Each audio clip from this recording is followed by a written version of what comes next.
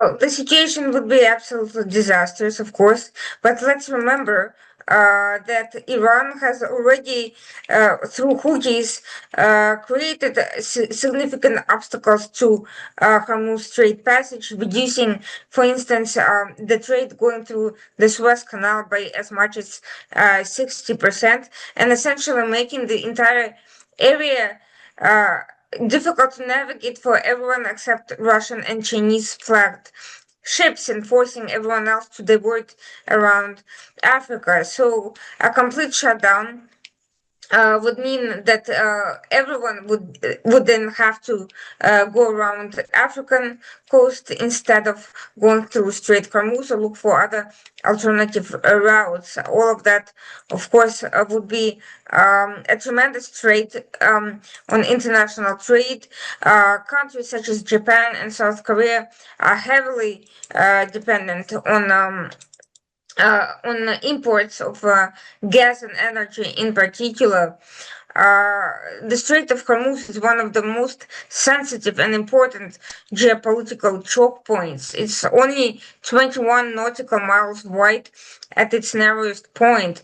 And yet it handles roughly one-fifth of the world's oil, about 18 million barrels per day, along with a third of global LNG exports.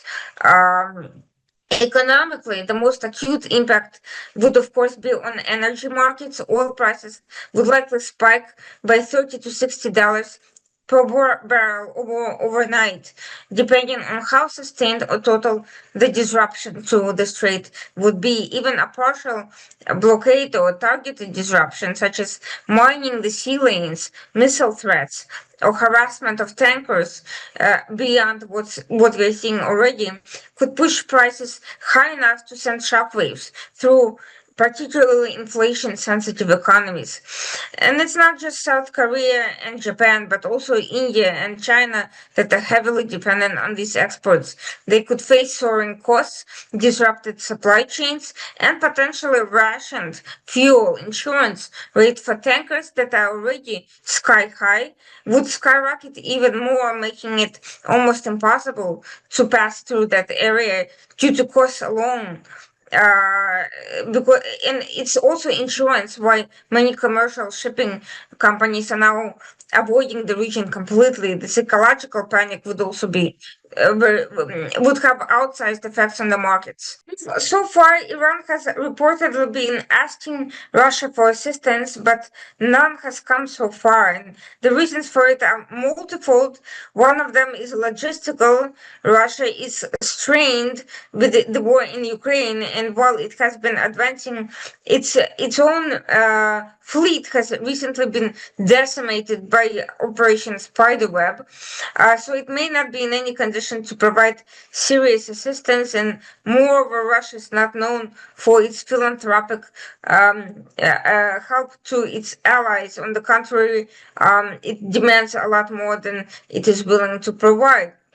Regarding other countries, US, UK, and France, while they're providing logistical intelligence support to Israel and coordination to avoid uh, drones and penetrating the field, are not directly taking part in any hostilities. They're not firing on anybody, and they're not taking part of the war. So their assistance is entirely defensive in terms of Israel, and they cannot be considered part of the conflict unless any analyst who calls any efforts to save civilian lives taking part in the conflict, which I think is wrong and doesn't meet any real definition. However, the conflict is expanding in other ways. For instance, Israel has just now targeted the entire Houthi leadership and reportedly assassinated the second in command, Mohammed Al Amri, which means that potentially yet another, the strongest remaining of Iran's proxies could be wiped out, or its military and political leadership could be facing a wipeout or be significantly weakened. The death of Al Amri is the top such liquidation of Houthi leadership so far, and it could be a very serious and demoralizing blow to the remaining proxy that could be expected to be part of any escalation, including the aforementioned Strait of Hormuz activity. Israel has a few potential options to protect to advance against Iran, but so far the most of Israel's action has been limited to entirely military targets, and it's actually the Iranian weapons that have been penetrating the space. So if Iraq needs to ask for protection, it's not from Israel's attacks, which have been quite precise, but from Iran's. And Iran can just stop fighting. It can stop its nuclear weapons. It can put down its weapons, and as President Trump said, it could return to negotiation stable after it already fired over 150 missiles at Israel. You can no longer say that it is merely retaliating for the attack. It's clearly trying to create a more sustained belligerent situation, and Iran is also the entity that created this whole current situation in the first place. So the discussion should be with Iran, not with Israel, and not even with the United States. I think Iran is basically proving what many have already advised to President Trump, which is that it was not serious about negotiating in the first place, that it was wasting time, that it was trying to run the clock while it was completing its nuclear weapons, and it had very clear plans to launch massive attacks in the region, and it's only by the grace of Israel's intelligence agencies and public reports by international organizations that this plan was disrupted and prevented from its completion. And now Iran is basically admitting that it was not interested in stopping its nuclear weapon. It had no intentions of preventing uranium from getting enriched or putting an end to or dismantling any part of its program. It simply wanted to waste US time, distracted from the various violations Iran was engaging in, and essentially save its own path to hegemony by creating the situation. Well, of course, the best case scenario would be complete disruption of these activities. However, it is extremely difficult to do so without direct US military support because of how deeply some of these programs are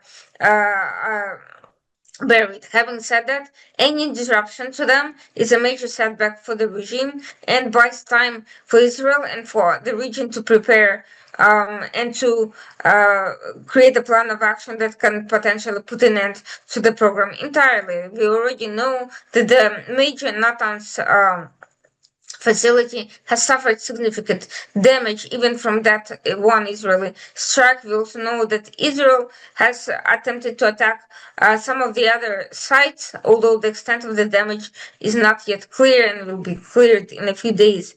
It also assassinated several significant scientists. Maybe none of that is entirely dispositive on its own, but in its entirety, and coupled with the deaths of top level leadership, military leadership, I think those negotiations were fraudulent to begin with and were not worth all the time spent on them. So it's not relevant whether it will or it won't. The only thing that matters is whether it will deter Iran from continuing,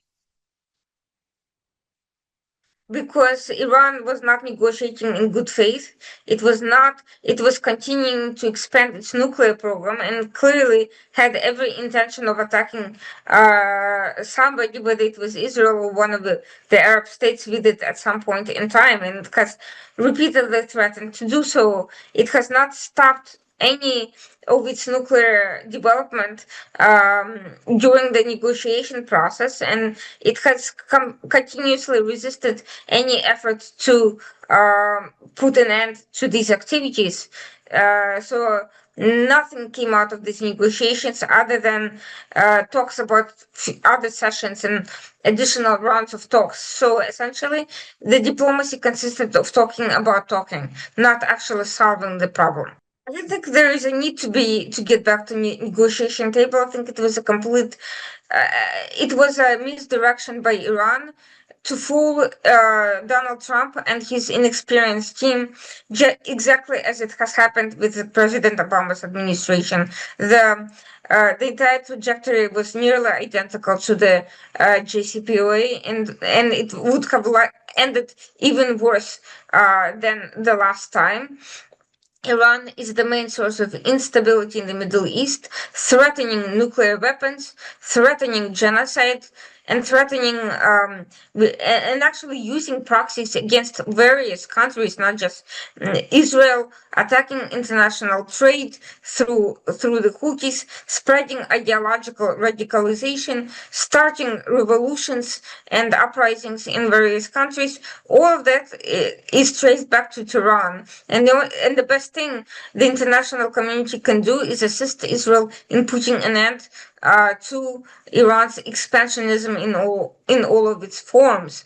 Now, regarding the negotiations, Donald Trump was wrong. That diplomacy was not real. It was designed to fool him into a false sense of victory, and even Trump himself admitted. Let's be clear. The current Iranian regime came to power through an illegitimate coup, an illegitimate revolution, and held on to power despite losing any potential legitimacy. It has executed innocent people and spread terror around the world. There's no legitimacy to that regime, and the sooner it falls, the better for the entire region and not just for Israel. As far as the threat is concerned, Israel has won multiple wars in the region, and some of them included peace agreements, such as with Egypt and Jordan. Since neither country has threatened Israel after the conclusion of peace agreement, Israel has not threatened them either, and in fact engaged in extensive cooperation on various matters. The same can be said of Iran and any other state that wants to have positive relationships with Israel. If they put an end to any sort of hostile activity to Israel, they